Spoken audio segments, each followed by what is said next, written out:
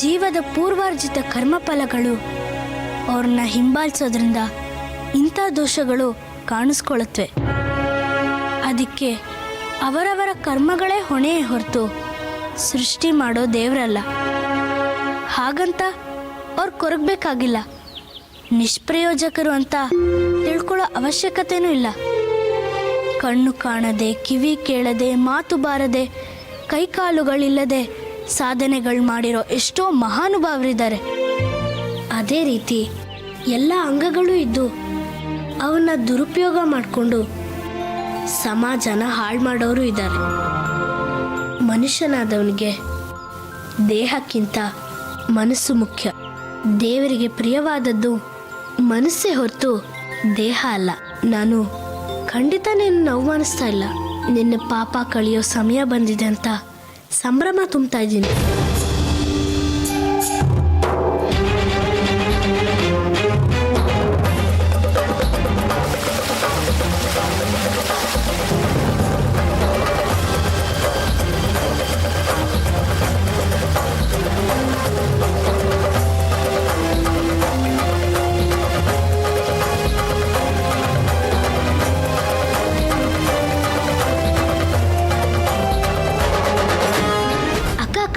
ಅಲ್ಲಿ ನೋಡು ಜಲಪಾತ.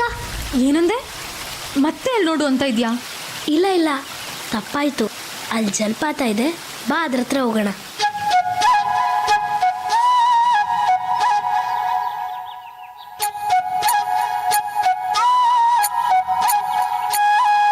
ನಿಧಾನ ಮರಿದೇವ. ಈಗ ನಿಧಾನ ನಿಧಾನ ಅಂತ್ಯ, ಮತ್ತೆ ಹಿಂದಿರುಗಿ ಬರುವಾಗ ನಂಗಿಂತ ಜೋರಾಗಿ ಓಡ್ ಬರ್ತೀಯ ನೋಡು. ನೀನ್ ಪದೇ ಪದೇ ನೋಡು ನೋಡು ಅನ್ಬೇಡ.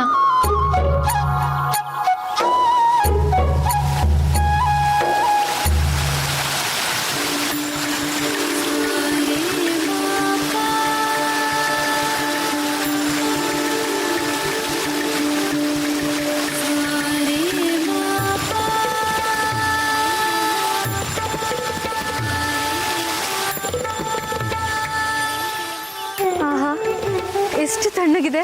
ಹೌದು, ಇದು ಕೈಲಾಸದಿಂದ ನೇರವಾಗಿ ನಿನಗೋಸ್ಕರನೇ ಧುಮುಕ್ತಾ ಇರೋ ಗಂಗೆ. ಬಾ ನನ್ನ ಜೊತೆ, ಬಾ ಗೌರಕ್ಕ, ಕುತ್ಕೋ. ಗೌರಕ್ಕ, ನಿನ್ನ ಕೈಗಳನ್ನ ಬೊಗಸೆ ಮಾಡಿ ಬೊಗಸೆ ತುಂಬ ನೀರು ತುಂಬ್ಕೋ. ಯಾಕೆ ಮರಿದೇವ? ಉತ್ತರ ಸಿಗದೇ ಇರೋ ನಿನ್ನ ಎಲ್ಲ ಪ್ರಶ್ನೆಗಳಿಗೂ ಇವತ್ತು ನಿನ್ನ ಕಣ್ಣು ಮುಂದೆನೇ ಉತ್ತರಗಳ ಕಾಣುತ್ತೆ. ಉತ್ತರ ದೇಶದಿಂದ ಕತ್ತಲ ರಾಜ್ಯಕ್ಕೆ ಹೋಗಿ ಪರಂಜ್ಯೋತಿ ಆಗಕ್ಕೆ ಬಂದಿರೋ ನಾನು ನಿನ್ನ ಬದುಕಿನ ಕತ್ತಲೆನ ಕಳಿದೆ ಹೋಗ್ತೀನಿ ಗೌರಕ್ಕ. ನನ್ನ ಮಾತು ಕೇಳಿ ಬೊಗ್ಸೆಲಿ ನೀರು ತಗೋ. ನೆತ್ತಿ ಮೇಲೆ ಮುತ್ತಿನ ಜಡೆ, ಕೆಂಬತ್ತಿ ಮರದ ಉತ್ತಿನಲ್ಲಿ, ನೆತ್ತಿ ಮೇಲೆ ಮುತ್ತಿನ ಜಡೆ ಸುತ್ತಿಕೊಂಡ ಮಾದಪ್ಪನ ಹತ್ತಿ ಮರದ ಉತ್ತಿನಲ್ಲಿ ಮೆತ್ತಗೆ ಕುಂತ ಹೆದ್ದೈನ ಹಿಂಡು ಹಿಂಡು ಹುಲಿಯನೇರಿ ಗಂಡು ಸವಾರ ಧೀರ. ಆ ಹಿಂಡು ಹಿಂಡು ಹುಲಿಯನೇರಿ ಚಂದನಾದ ಸುಂದೈನ ಗಂಡು ಸವಾರ ಧೀರ. ಗುಂಡು ಮುಖದ ಮಾದಪ್ಪನ ರದ್ದು ಮಾಡಿ ವಿದ್ಯೆಯಿಂದ ನೀ ಎಬ್ಬಿಸೆ. ಈಗ ಆ ನೀರಿನಿಂದ ನಿನ್ನ ಕಣ್ಣನ್ನ ತೊಳ್ಕೊ. 77 ಮಲೆಯ ಮೇಲೆ ಅಪ್ಪಾಜಿಯೇ ಕಾಂಗಿ ವಸ್ತು. ಆ 77 ಮಲೆಯ ಮೇಲೆ ನಲಿದು ನಾಟ್ಯವಾಡಿದ ಅಪ್ಪಾಜಿಯೇ ಕಾಂಗಿ ವಸ್ತು. ಮಲೆಯ ಮುದ್ದು ಮಾಯ್ಕಾರ್ನ. ಮರಿದೇವ, ಏನೋ ಒಂಥರ ರೋಮಾಂಚನ ಆಗ್ತಾ ಇದೆ. ರೋಮಾಂಚನ ಆಗಲೇಬೇಕು. ಈಗ ನಿಧಾನವಾಗಿ ನಿನ್ನ ಕಣ್ಣನ್ನು ತೆಗೆದು ಆಕಾಶನ ನೋಡು. ಕಣ್ಣ ಗುಬ್ಬಿ ಎಬ್ಬಿಸೇ ಮುದ್ದು ಮಾದಪ್ಪನ್ನ, ಗುಬ್ಬಿ ಎಬ್ಬಿಸೇ ಮುದ್ದು ಮಾದಪ್ಪನ್ನ, ಗುಬ್ಬಿ ಎಬ್ಬಿಸೇ ಮುದ್ದು. ಮತ್ತೆ ಅಪಹಾಸ್ಯ ಅನ್ಕೋಬೇಡ, ಕಣ್ ತೆಗೆದು ಸರಿಯಾಗಿ ನೋಡು.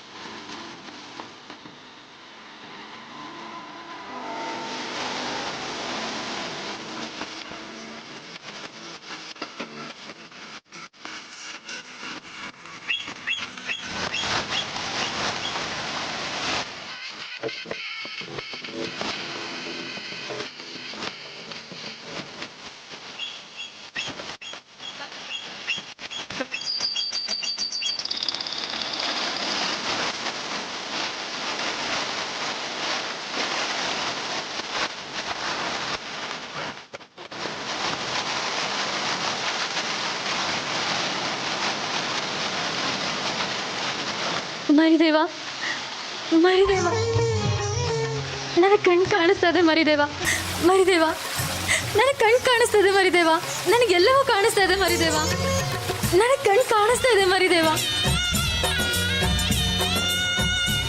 ನನಗೆಲ್ಲ ಕಾಣಿಸ್ತಾ ಇದೆ ಮರಿದೇವ ನನಗೆಲ್ಲ ಕಾಣಿಸ್ತಾ ಇದೆ ನನಗೆ ಕಣ್ಣು ಕಾಣಿಸ್ತಾ ಇದೆ ಮರಿದೇವ ನನಗೆ ಕಣ್ಣು ಕಾಣಿಸ್ತಾ ಇದೆ ಮರಿದೇವ ನನಗೆಲ್ಲ ಕಾಣಿಸ್ತಾ ಇದೆ ಮರಿದೇವ ನನಗೆ ಕಣ್ಣು ಕಾಣಿಸ್ತಾ ಇದೆ ಮರಿದೇವ ನನಗೆ ಕಣ್ಣು ಕಾಣಿಸ್ತಾ ಇದೆ ಮರಿದೇವ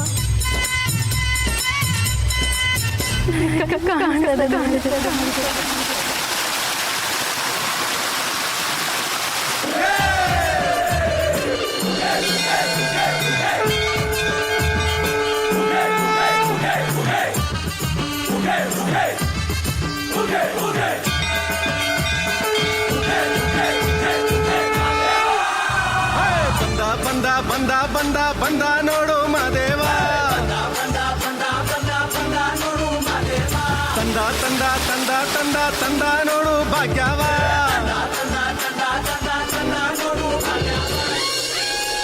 ಆಹಾರಕ್ಕೆ ಭಕ್ತಿಯನ್ನು ಸೇರಿಸಿದರೆ ನೈವೇದ್ಯವಾಗುವುದು. ನಿರಾಹಾರಕ್ಕೆ ಭಕ್ತಿಯನ್ನು ಸೇರಿಸಿದರೆ ಉಪವಾಸವಾಗುವುದು. ನೀರಿಗೆ ಭಕ್ತಿಯನ್ನು ಸೇರಿಸಿದರೆ ತೀರ್ಥವಾಗುವುದು. ಮಾತಿಗೆ ಭಕ್ತಿಯನ್ನು ಸೇರಿಸಿದರೆ ಸ್ತೋತ್ರವಾಗುವುದು. ಆಲೋಚನೆಗೆ ಭಕ್ತಿಯನ್ನು ಸೇರಿಸಿದರೆ ಧ್ಯಾನವಾಗುವುದು. ಕಾಯಕಕ್ಕೆ ಭಕ್ತಿಯನ್ನು ಸೇರಿಸಿದರೆ ಪೂಜೆಯಾಗುವುದು. ಪ್ರೀತಿಗೆ ಭಕ್ತಿಯನ್ನು ಸೇರಿಸಿದರೆ ಆರಾಧನೆಯಾಗುವುದು. ನಿನ್ನ ಮುಗ್ಧ ಪ್ರೀತಿಯ ಆರಾಧನೆಗೆ ಈ ಮರಿದೇವ ಒಲಿದಿದ್ದಾನೆ.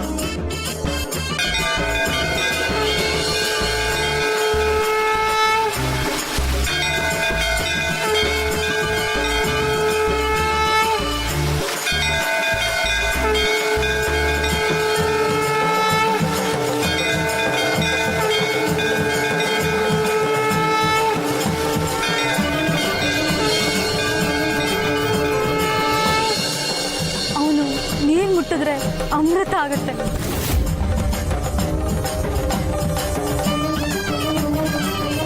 ಅವನು ಮಣ್ಣು ಮುಟ್ಟಿದ್ರೆ ಚಿನ್ನ ಆಗುತ್ತೆ. ಅವನು ಕೊಡ್ಬೇಕು ಅಂತ ಮನ್ಸು ಮಾಡಿದ್ರೆ ಏನ್ ಬೇಕಾದ್ರೂ ಕೊಡ್ತಾನೆ ಅಪ್ಪಯ್ಯ.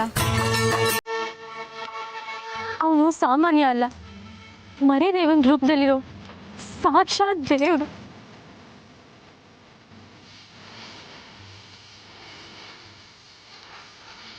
ಆಮೇಲೆ ಬಿದಿರಿ ರಾಶಿನೇ ಸಿಗೋಗ್ಬಾರ್ದ. ಇವತ್ತು ನನ್ನ ಮಗಳಿಗೆ ಕಣ್ಣನ್ನೇ ಕೊಟ್ಬಿಟ್ಟ. ಅವನ್ ಮರಿದೇವ ಅಲ್ಲ ಕಣವ, ಮರಿದೇವ ಅಲ್ಲ, ಮಾಯಿಕಾರ. ಹೌದು, ನಮ್ಮ ಪಾಲಿನ ದೇವರು. ಉಗೆ ಮರಿದೇವ, ಉಗೆ ಮಾಯಿಕಾರ. ಮರಿದೇವ ಎಲ್ಲಿದ್ಯಪ್ಪ? ಎಲ್ಲಿದೆ ತಂದೆ? ಮರಿದೇವ.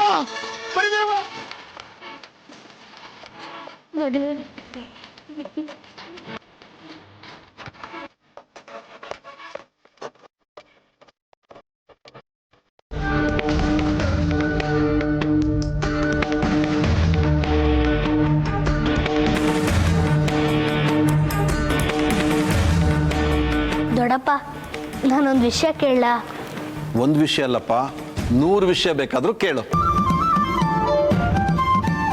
ನಿನ್ನ ನೋಡ್ತಾ ಇದ್ರೆ ನೋಡ್ತಾನೆ ಇರಬೇಕು ಅನ್ಸತ್ತೆ. ನಿನ್ನ ಮಾತುಗಳನ್ನ ಕೇಳ್ತಾ ಇದ್ರೆ ಕೇಳ್ತಾನೆ ಇರಬೇಕು ಅನ್ಸತ್ತೆ. ನನ್ನ ಮಗಳು ಪ್ರಾಣ ಉಳಿಸ್ಬಿಟ್ಟೆಪ್ಪ. ನನ್ನ ಮತ್ತು ನಿನ್ನ ತಂದೆ ನಡುವಿನ ಸಂಬಂಧನ ಗಟ್ಟಿಗೊಳಿಸ್ಬಿಟ್ಟೆ. ನನ್ನ ಮಗನಿಗೆ ಒಳ್ಳೆ ಬುದ್ಧಿ ಕೊಟ್ಟೆ. ನಾನು ನಿನಗೆ ಎಷ್ಟು ಋಣಿಯಾಗಿದ್ರು ಸಾಲದು ಕಣಪ್ಪ. ನೀವು ಹಿರಿಯರು ದೊಡ್ಡಪ್ಪ, ನಿಮ್ಗೆ ಹೇಗೆ ಹೇಳಬೇಕು ನನಗೆ ಗೊತ್ತಾಗ್ತಾ ಇಲ್ಲ. ನೀವು ನಮ್ಮ ಕುಟುಂಬದವರು ಅನ್ನೋ ಸಲಿಗೆಯಿಂದ ಹೇಳ್ತಾ ಇದ್ದೀನಿ. ನೀವು ಮಾಡಿದ್ದು ತಪ್ಪಲ್ವಾ?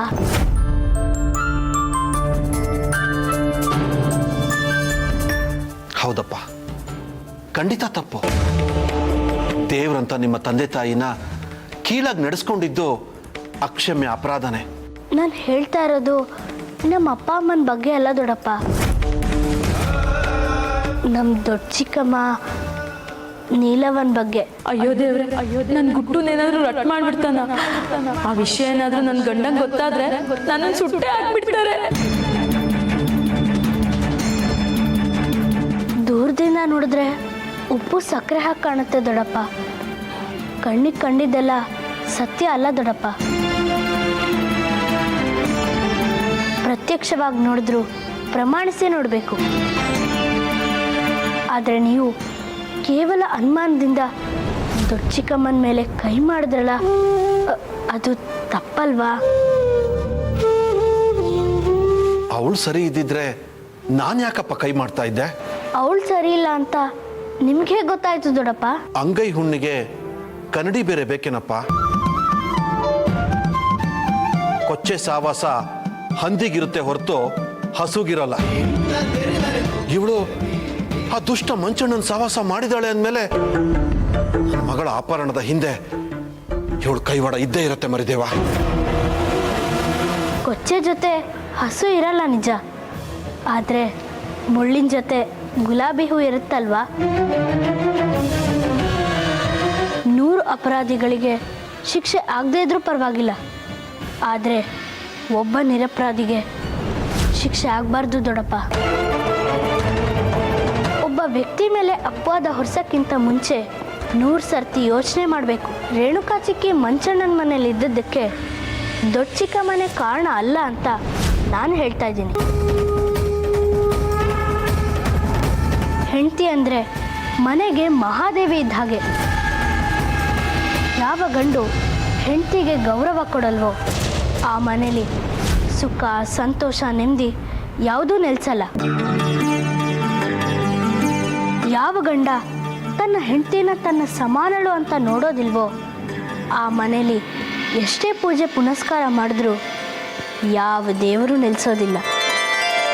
ಹೆಂಡತಿ ಅಂದರೆ ಬರೀ ಒಂದು ಹೆಣ್ಣಲ್ಲ, ಗಂಡನ ಅರ್ಧಾಂಗಿ.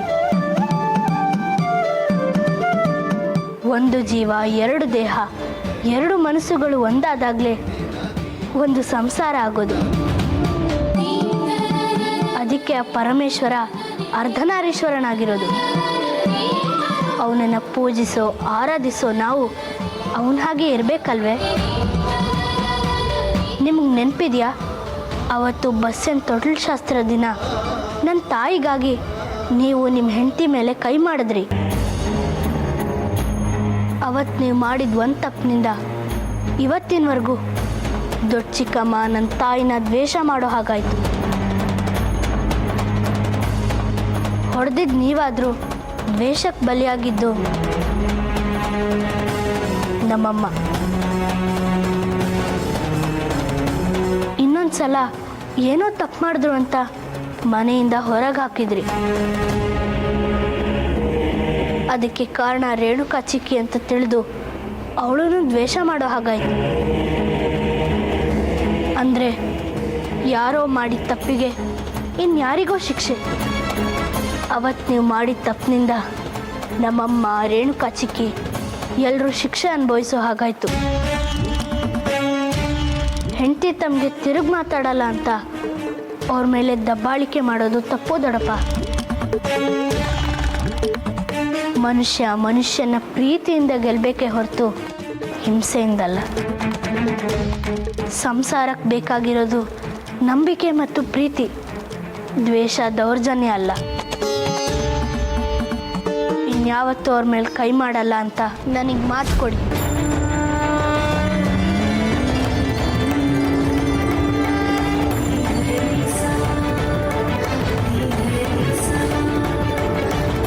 ಇಲ್ಲಪ್ಪ, ಅವಳು ಎಷ್ಟು ಕೆಟ್ಟವಳು ಅಂತ ನಿನಗೆ ಗೊತ್ತಿಲ್ಲಪ್ಪ. ಇಲ್ಲ ದೊಡ್ಡಪ್ಪ, ದೊಡ್ಡ ಚಿಕ್ಕಮ್ಮ ಖಂಡಿತ ಕೆಟ್ಟೋಳಲ್ಲ. ಎಲ್ಲ ಹೆಣ್ಮಕ್ಳು ತನ್ನ ಗಂಡನ ಪ್ರೀತಿ ತಮಗೆ ಸಂಪೂರ್ಣವಾಗಿ ಸಿಗಬೇಕು ಅಂತ ಬಯಸ್ತಾರೆ.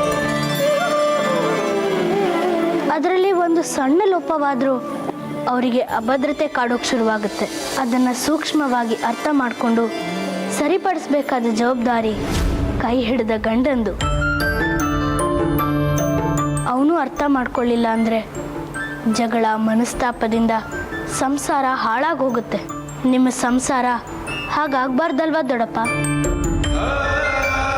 ನೀವು ಚೆನ್ನಾಗಿರ್ಬೇಕು, ರೇಣುಕಾ ಚಿಕ್ಕಿ ನಗ್ನಗ್ತಾ ಇರಬೇಕು. ಹೀಗಾಗಬೇಕು ಅಂದರೆ ನೀವಿನ್ಯಾವತ್ತೂ ದೊಡ್ಡ ಚಿಕ್ಕಮ್ಮನ ಮೇಲೆ ಕೈ ಮಾಡಲ್ಲ ಅಂತ ನನಗೆ ಮಾತು ಕೊಡಿ. ನಮ್ಮ ಸಂಸಾರ ಸರಿ ಮಾಡಬೇಕು ಅಂತ ಅದೆಷ್ಟು ಕಾಳಜಿದಪ್ಪ ನಿನಗೆ. ಸಣ್ಣ ವಯಸ್ಸಿನಲ್ಲೇ ಅದೆಷ್ಟು ದೊಡ್ಡತನ. ನೀನು ಮಗು ಅಲ್ಲ ಕಣಪ್ಪ, ನಮ್ಮ ಪಾಲಿನ ದೇವರು ಕಣಪ್ಪ. ಜೀವನವೆಲ್ಲ ಬೇವು ಬೆಲ್ಲ ಬಲ್ಲವರೆಲ್ಲ ನಂಬಿದರಲ್ಲ. ಜೀವನವೆಲ್ಲ ಬೇವು ಬೆಲ್ಲ ಬಲ್ಲವರೆಲ್ಲ ನಂಬಿದರಲ್ಲ. ಕಷ್ಟ ಸುಖ ಸಿಹಿ ಕಹಿ ಸಮವೆಲ್ಲ. ಕಷ್ಟ ಸುಖ ಸಿಹಿ ಕಹಿ ಸಮವೆಲ್ಲ. ಬೆಟ್ಟ ದೊಡೆಯ ಮಲ್ಲೈನ ದಯವಿದ್ರೆ ಭಯವಿಲ್ಲ. ಮಲ್ಲೈನ ದಯವಿದ್ರೆ ಭಯವಿಲ್ಲ. ಝಕ್ಕಣ ಕಣ್ಣಕ್ಕ ಝಕ್ಕ ಝಕ್ಕಣ ಕಣ್ಣಕ್ಕ ಝಕ್ಕ ಝಕ್ಕಣ ಕಣ್ಣಕ್ಕ ಝಕ್ಕ ಝಕ್ಕಣ ಕಣ್ಣ. ಝಕ್ಕಣ ಕಣ್ಣಕ್ಕ ಝಕ್ಕ ಝಕ್ಕಣ ಕಣ್ಣಕ್ಕ ಝಕ್ಕ ಝಕ್ಕಣ ಕಣ್ಣಕ್ಕ ಝಕ್ಕ ಝಕ್ಕಣ ಕಣ್ಣ. ಕಟ್ಟ ಲಿಂಗವ ಬಿಟ್ಟು ಬೆಟ್ಟದ ಲಿಂಗಕ್ಕೆ ಕೈ ಚಾಚಿದರು. ಈ ಬಿದ್ರಯ್ಯನವ್ರೆ, ಏನಪ್ಪ ಮತ್ತೇನಪ್ಪ ನಿಂದು? ನಮ್ಮ ಮರಿದೇವ ನೋಡಿದ್ರಾ? ಇಲ್ವಲ್ಲ, ನಾನು ಈಗ ತಾನೇ ತೋಟದಿಂದ ಬರ್ತಾ ಇದ್ದೀನಿ. ಯಾಕೆ, ಏನ್ ಸಮಾಚಾರ? ತುರ್ತಾಗಿ ಅವ್ನು ನೋಡ್ಬೇಕಾಗಿತ್ತು. ಬಿದ್ರಯ್ಯ, ಸುಲಿತವ ನಮ್ಮ ಮರಿದೇವ ನೋಡಿದ್ರಾ? ನಿಂದೊಳ್ಳೆ ಕತೆ ಆಯ್ತಲ್ಲ. ಅವ ನೋಡಿದ್ರೆ ಮಗಳಿಗೆ ಕಣ್ಣು ಬಂತು, ದೃಷ್ಟಿ ಬಂತು ಅಂತ ಓಡಾಡ್ತಿದ್ದೆ. ಈಗ ನೋಡಿದ್ರೆ ಮರಿದೇವ ಅಂತ ಓಡಾಡ್ತಿದೀಯ. ಕುಡ್ದೋರು ವಿಚಿತ್ರವಾಗಿ ಆಡ್ತಾರೆ ಅಂತ ಗೊತ್ತು. ನೀನ್ ನೋಡಿದ್ರೆ ವಿಚಿತ್ರವಾಗಿ ಆಡ್ತಿದೀಯಾ. ನಿನಗೇನ್ ಬಂತು ರೋಗ? ಹುಚ್ಚು ಹಿಡಿದಿದೆ ಕಣವ, ಹುಚ್ಚು. ಮರಿದೇವ ನೋಡೋ ಹುಚ್ಚು. ಹೊಸ್ದಾಗಿ ಏನ್ ಹಿಡಿಯೋದು? ಕುಡ್ದೋರಿಗೆ ಕುಡಿದ ತಕ್ಷಣ ಹಿಡಿಯುತ್ತೆ ಹುಚ್ಚು. ಹೋಗೋ.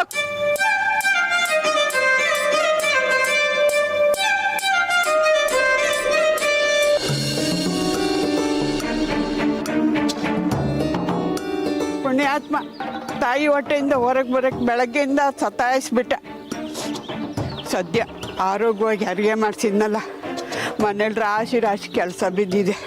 ಇನ್ನು ನನ್ನ ಸೊಸೆ ಚಂಡಿ ಚಾಮುಂಡಿನೇ.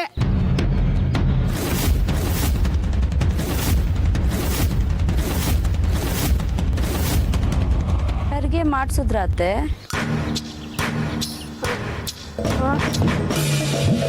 ಸುಸೂತ್ರವಾಗಿ ಆಯ್ತಾ? ಇಲ್ಲ ಕಣವ, ಸ್ವಲ್ಪ ಕಷ್ಟ ಆಯಿತು, ಅದಕ್ಕೆ ತಡ ಆಯಿತು. ಕಲ್ತು ಕಸ್ಬು. ನಾನು ಬರೋಲ್ಲ ಅಂದರೂ ಜನ ಬಿಡಲ್ಲ, ಬಲವಂತ ಮಾಡಿ ಕರ್ಕೊಂಡು ಹೋಗ್ಬಿಡ್ತಾರೆ.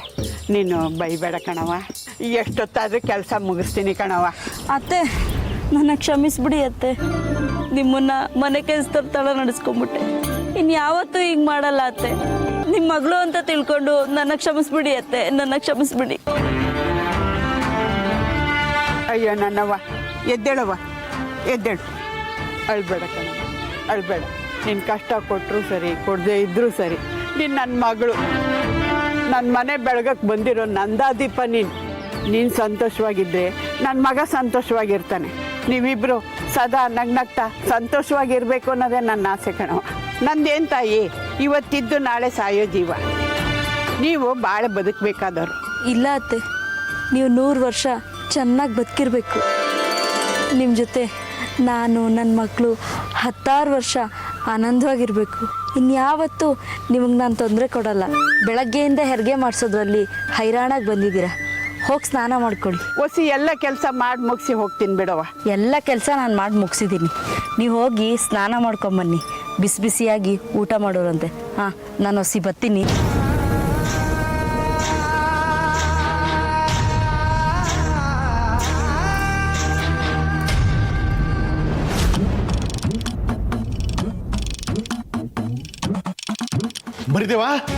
ಮರಿದೇವ ಬಿದ್ರಯ್ಯ,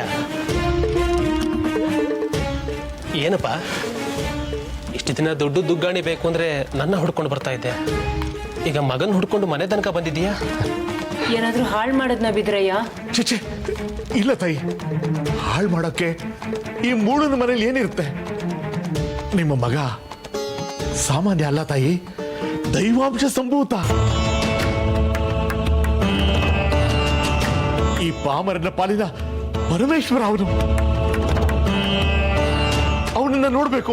ಅವನ ಪಾದನ ನನ್ನ ತಲೆ ಮೇಲೆ ಇಟ್ಕೊಂಡು ಜನ್ಮ ಜನ್ಮಾಂತರದಿಂದ ಮಾಡಿರೋ ಪಾಪಗಳನ್ನೆಲ್ಲ ತೊಳ್ಕೋಬೇಕು. ನನ್ನ ದೇವರು ಎಲ್ಲಿ ತಾಯಿ? ನನ್ನ ದೇವರು ಎಲ್ಲಿದ್ದಾರೆ ಹೇಳಿ? ಬಿದ್ರಯ್ಯ, ಸಮಾಧಾನ ಸಮಾಧಾನ. ಯಾಕೆ ಇಷ್ಟೊಂದು ಆವೇಶ? ಯಾಕೆ ಇಷ್ಟೊಂದು ಉದ್ವೇಗ?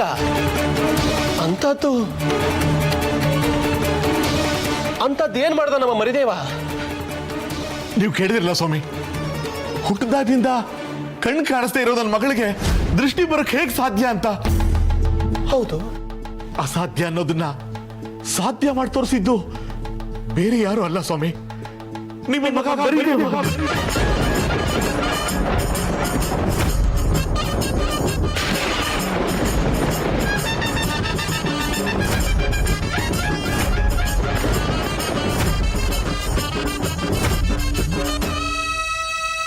ನನ್ನ ಮಗಳಿಗೆ ದೃಷ್ಟಿ ಕೊಟ್ಟ ದೇವರು ನಿಮ್ಮ ಮರಿದೇವ. ನಿಮ್ಮ ಮರಿದೇವ ನಮ್ಮ ಪಾಲಿನ ಮಹಾದೇವ. ನೀನು ಹೇಳ್ತಾ ಇರೋದು ನಿಜನಾ ಬಿದ್ರಯ್ಯ? ನಾನು ಯಾಕೆ ಸ್ವಾಮಿ ಸುಳ್ಳು ಹೇಳಿ? ಈಗ ನನ್ನ ಮಗಳಿಗೆ ಕಣ್ಣು ಕಾಣಿಸುತ್ತೆ.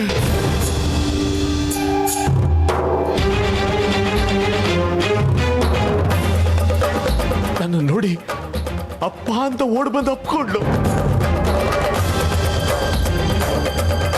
ಅವಳ ಪಾಲದ ಭಾಗ್ಯದ ಬಾಗಿಲು ತೆಗೆದಿದ್ದು ನಿಮ್ಮ ಮಗ. ಎಲ್ಲಿ ಸ್ವಾಮಿ ಆ ತಂದೆ? ಎಲ್ಲಿ ಆ ನನ್ನ ತಂದೆ? ನಾನು ಅವನು ನೋಡ್ಬೇಕು. ಶಿವ ಶಿವ, ನಾವೆಂತ ಪುಣ್ಯವಂತರು. ನೀನೊಲಿದರೆ ಕೊರಡು ಕೊನರುವುದಯ್ಯ, ನೀನೊಲಿದರೆ ಬರಡು ಹಯನುವುದಯ್ಯ, ನೀನೊಲಿದರೆ ವಿಷವಮೃತವುದಯ್ಯ, ನೀನೊಲಿದರೆ ಪಡಿ ಪದಾರ್ಥ ಇದರ ಲಿಪ್ಪವು ಕೂಡಲ ಸಂಗಮ ದೇವ. ಎಂತ ಅಮೃತದಂತಹ ಮಾತು ಹೇಳಿದ್ದಾರೆ ಅಣ್ಣನವರು. ಅವ್ರು ಹೇಳಿರೋದು ಎಷ್ಟು ಸತ್ಯ ಅಲ್ವಾ? ಆ ನನ್ನಪ್ಪ ಶಿವ ಒಲಿದ್ರೆ ಕಣ್ಣಿಲ್ದಿರೋರಿಗೆ ಕಣ್ಣು ಬರುತ್ತೆ, ಮಾತು ಬರದೇ ಇರೋರಿಗೆ ಮಾತು ಬರುತ್ತೆ, ಹೆಳವರಿಗೆ ಕಾಲು ಬರುತ್ತೆ. ಶಿವನ ಒಲುಮೆಗೆ ಮಿಗಿಲಿಲ್ಲ ಬಿದ್ರಯ್ಯ, ಮಿಗಿಲಿಲ್ಲ. ಹೌದು ಸ್ವಾಮಿ, ಆದ್ರೆ ನಮ್ಮ ಪಾಲ್ಗೆ ನೀವು ಮಗ ಮರಿದೇವರೇ ಕೂಡಲ ಸಂಗಮ ದೇವ ಸ್ವಾಮಿ. ಇದ್ದ ಒಬ್ಬ ಮಗಳಿಗೆ ದೃಷ್ಟಿ ಇಲ್ವಲ್ಲ ಅಂತ ಕೊರಗಿ ಕೊರಗಿ ನಮ್ಮ ಬಾಳೆ ಕತ್ಲಾಗೋಗಿತ್ತು. ನಿಮ್ಮ ಮಗ ಆ ಕತ್ತಲಿಗೆ ಬೆಳಕಾಗ್ಬಿಟ್ಟ. ಅಂತ ಮಗನ ಹೆತ್ತು ನೀವೇ ಪುಣ್ಯವಂತರು, ನೀವೇ ಪುಣ್ಯವಂತರು. ಶಿವ ಶಿವ, ನಮಗೆ ಯಾಕಪ್ಪ ನಮಸ್ಕಾರ ಮಾಡ್ತಾ ಇದೀಯಾ? ನಾವೊಬ್ಬನಿಗೆ ತಂದೆ ತಾಯಿ ಅಲ್ಲ, ಅವನೇ ನಮಗೆ ತಂದೆ. ಹೌದು ಸ್ವಾಮಿ, ಅವನು ಈ ಜಗತ್ತಿಗೆ ತಂದೆ. ಎಲ್ಲಿ ನನ್ನ ದೇವರು? ಆಟ ಆಡೋದಕ್ಕೆ ಹೋಗಿದ್ದಾನೆ ಅನ್ಸುತ್ತೆ. ಸರಿ, ನಾ ಬರ್ತೀನಿ ಸ್ವಾಮಿ, ಅಲ್ಲಿ ಹೋಗಿ ನೋಡ್ತೀನಿ. ಬರ್ತೀನಿ ತಾಯಿ.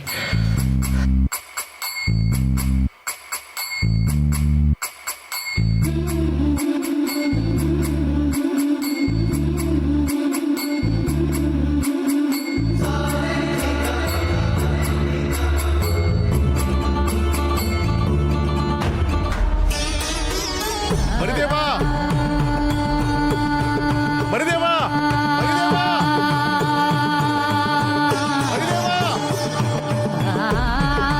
ಮರಿದೇವ, ಮರಿದೇವ,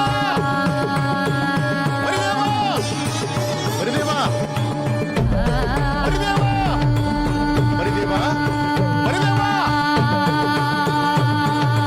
ಮರಿದೇವ, ಅಯ್ಯೋ ದೇವ್ರೆ, ಎಲ್ಲಿ ಹುಡುಕಿದ್ರು ಕಾಣ್ತಾ ಇಲ್ವಲ್ಲಪ್ಪ. ಈ ಪಾಪಿ ಕಣ್ಣು ಕಾಣಿಸ್ಬಾರ್ದು ಅಂತ ಈಗ ಮಾಯ ಆಗ್ತಾ ಇದೆಯಾ ತಂದೆ? ನನ್ನ ಮಗಳು ಕಣ್ಣು ಕೊಟ್ಟನು ನನ್ನ ಕಣ್ಣಿಗೆ ಯಾಕಪ್ಪ ದರ್ಶನ ಕೊಡ್ತಾ ಇಲ್ಲ? ಇಲ್ಲ, ಇವತ್ತು ನಾನು ನೀನ್ ನೋಡ್ಲೇಬೇಕು, ನೋಡ್ಲೇಬೇಕು.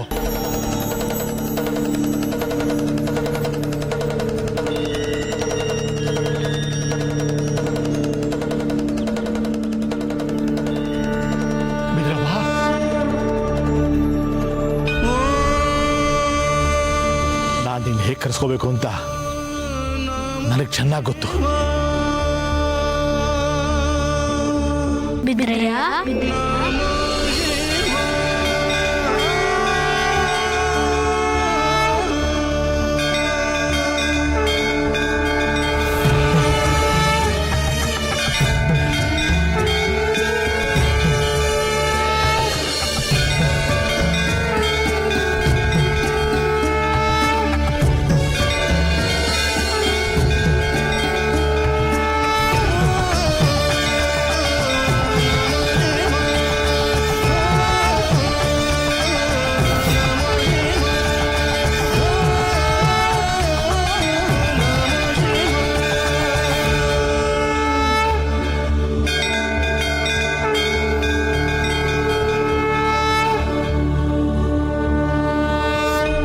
ಮರಿದೇವಾ,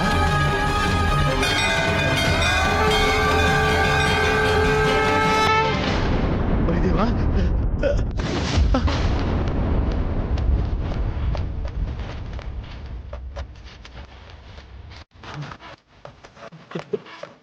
ಮರಿದೇವಾ,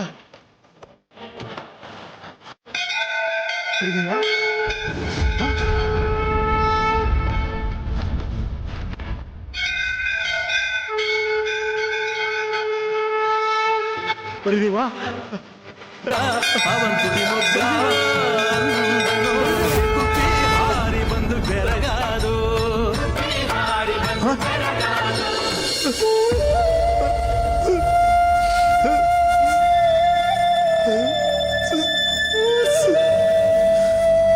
ಮರಿದೇವಾ,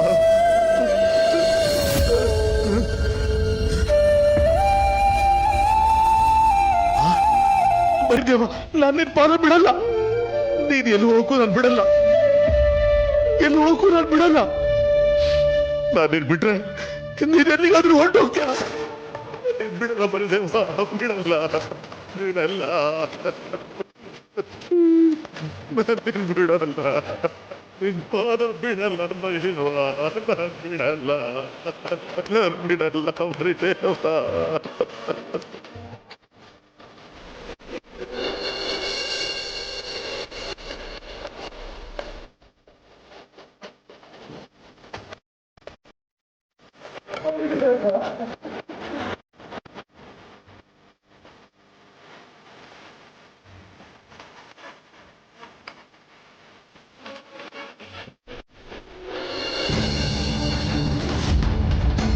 ನನ್ನ ಮಗಳಿಗೆ ದೃಷ್ಟಿ ಕೊಟ್ಟು ದೇವರು ನಿಮ್ಮ ಮರಿದೇವ, ನಿಮ್ಮ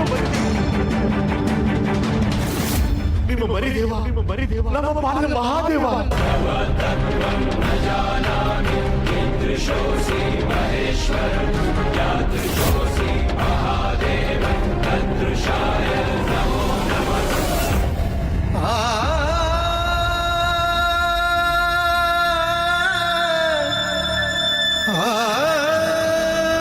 ಉತ್ತರ, ಹುಟ್ಟಿದಾಗಿಂದ ಕಣ್ಣು ಕಾಣತಿರೋ ಒಂದು ಹುಡುಗಿಗೆ ದೃಷ್ಟಿ ಬರೋದು ಅಂದ್ರೆ ಏನು? ಈ ಬಿದ್ರೆಯನ್ನು ಮಾತನ್ನ ನಂಬೋಕೆ ಆಗ್ತಾ ಇಲ್ವಲ್ಲ. ನಮ್ಮ ಮಗ ಈ ಪವಾಡ ಮಾಡಿದಾನೆ ಅಂದ್ರೆ ನಂಬೋದಾದ್ರೂ ಹೇಗೆ? ನಾನು ನಂಬ್ತೀನಿ ಸ್ವಾಮಿ.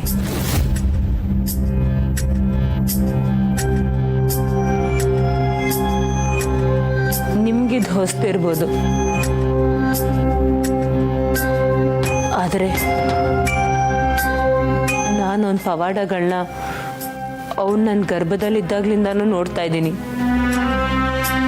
ಅದರಿಂದ ಸುಖನೂ ಅನುಭವಿಸಿದ್ದೀನಿ, ಸಾಕಷ್ಟು ದುಃಖನೂ ಅನುಭವಿಸಿದ್ದೀನಿ.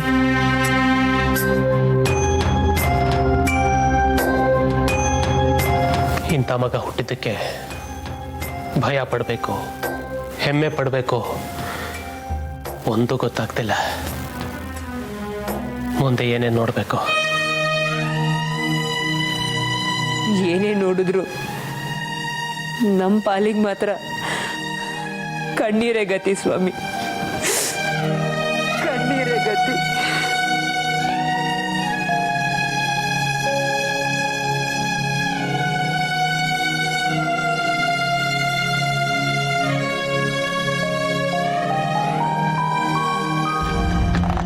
ನನ್ನ ತಂದೆ ನನ್ನಪ್ಪ ಕತ್ಲಾಗಿ ನನ್ನ ಮಗಳ ಬಾಳ್ಗೆ ಬೆಳಕು ಕೊಟ್ಬಿಟ್ಟೆ. ಶೂನ್ಯ ತುಂಬಿದ ನನ್ನ ಮನೆಗೆ ಪರಂಜ್ಯೋತಿ ಆಗ್ಬಿಟ್ಟೆ. ನನ್ನ ಕರುಳಿನ ಕುಡಿ ಜೀವನ ಪೂರ್ತಿ ಕಣ್ಣಿಲ್ದೆ ಕತ್ಲಲ್ಲೇ ಕಮ್ರೋಗ್ತಾಳೆ ಅನ್ಕೊಂಡಿದ್ದೆ. ನೀನ ನಂಬಿಕೆನ ಸುಳ್ಳು ಮಾಡ್ಬಿಟ್ಟೆ. ನೀನ್ ಸಾಮಾನ್ಯ ಅಲ್ಲಪ್ಪ, ಅಸಾಮಾನ್ಯ.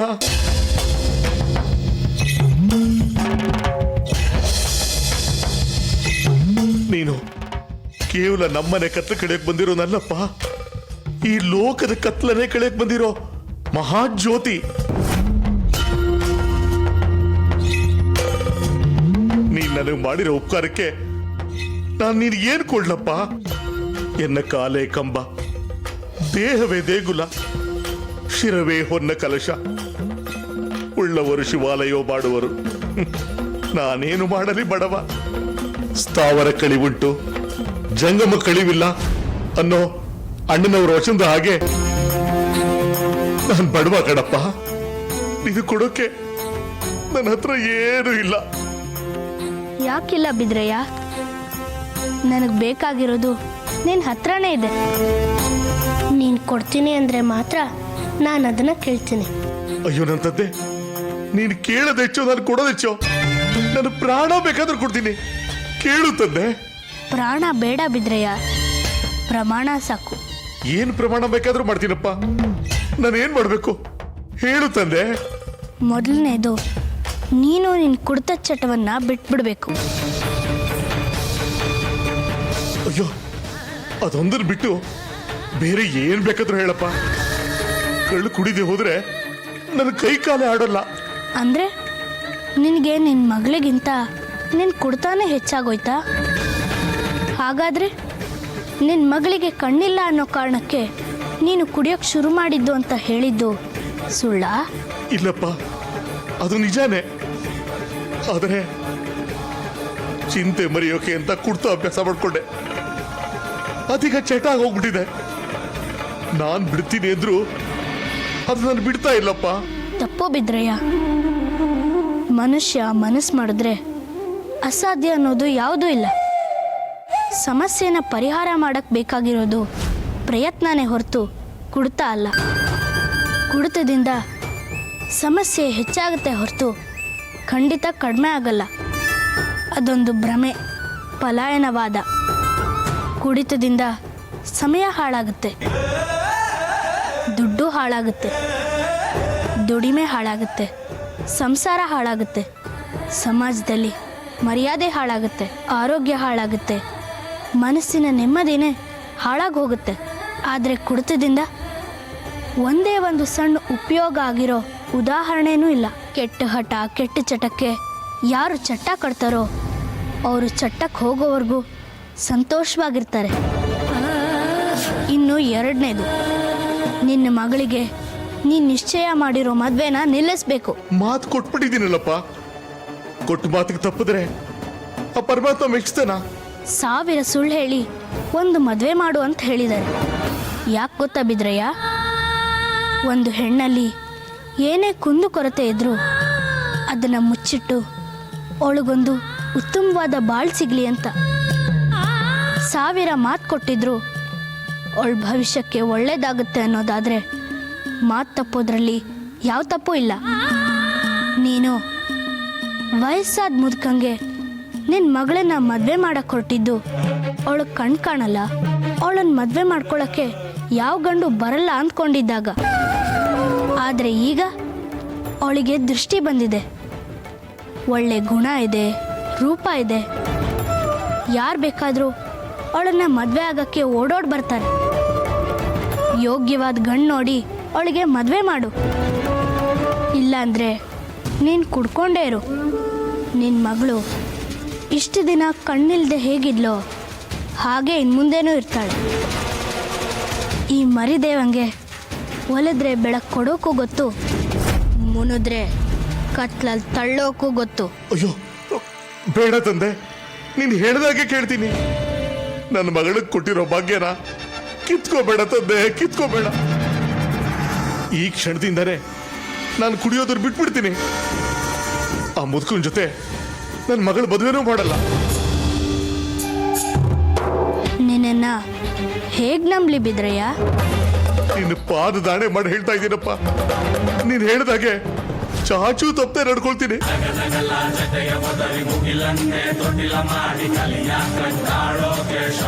ಸಂಹಾರಕ್ಕೆ